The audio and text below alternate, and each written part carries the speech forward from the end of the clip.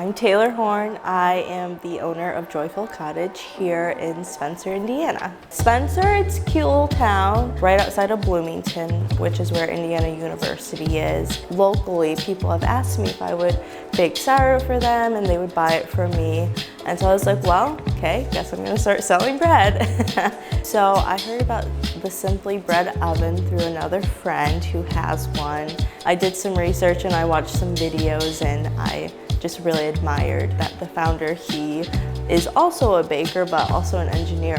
The steam future, it's just super incredible, and the loaves, they just really turn out beautiful. It has given me so much time back instead of having to bake all day long in my home oven. I'm super excited to build our garden from scratch again. I already have seedlings going, doing stuff with my daughter and my husband, that sort of thing. So it's definitely really saved my life in that regard.